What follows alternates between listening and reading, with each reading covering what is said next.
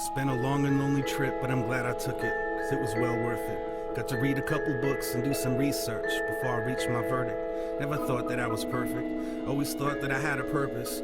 I used to wonder if I'd live to see my first kiss. The most difficult thing that I did was recite my own words at a service, realizing the person I was addressing probably wasn't looking down from heaven, or cooking up something in hell's kitchen, trying to listen in or eavesdrop from some other dimension. It was self-serving, just like this is. Conveniently religious, on Easter Sunday and on Christmas, the television went from being a babysitter to a mistress. Technology made it easy for us to stay in touch while keeping a distance, so we just stayed distant and never touched. Now all we do is text too much. I don't remember much from my youth, maybe my memory is repressed, or I just spent too much time wondering if I'd live to have sex. I fell in love for the first time in 4th grade, but I didn't have the courage to talk to her. In 8th grade, I wrote the note and slipped it in somebody else's locker. Considered killing myself because of that.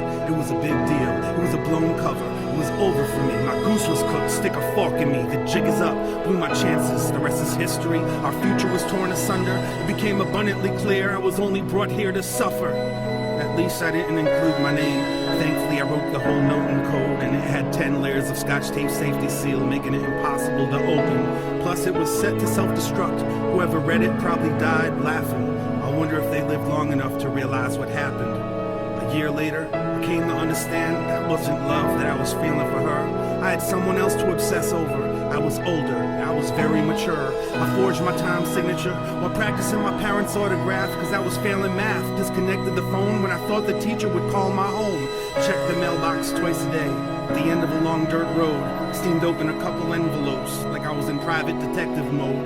If you snoop around long enough for something in particular, you're guaranteed to find it. For better or worse, that's how I learned it's best to just keep some things private. It was the best of times. It was the end of times.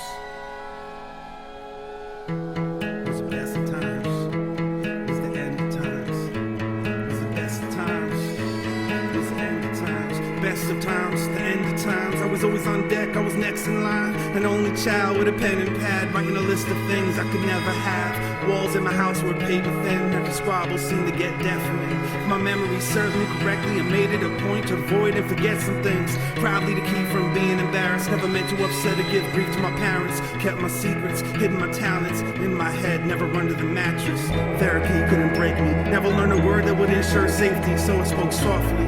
Then I tiptoed off, and the door to my room was like a big old coffin. The way that it creaked when I closed it shut, anxieties peaked when it opened up, as if everything that I was thinking would be exposed. I still sleep fully clothed. It was the best of times.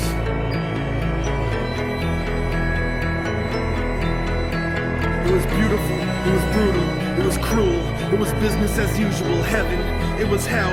Used to wonder if I lived to see 12. When I did, I figured that I was immortal. Loved to dance but couldn't make it to the formal. Couldn't bear watching my imaginary girlfriend bust a move with any other dudes. Tone Look was talking about a wild thing, but I was still caught up with some child things. Scared of a god who couldn't spare the rod. It was clearly a brimstone and fire thing. Pyromaniac, kleptomaniac, couldn't explain my desire to steal that fire. Now I add it to my rider, like please don't throw me in that patch of briar. It was the best of times. It was the end of times.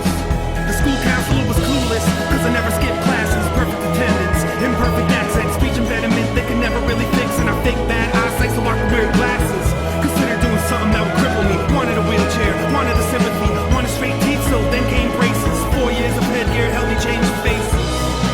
It was the best of times. It was the end of times.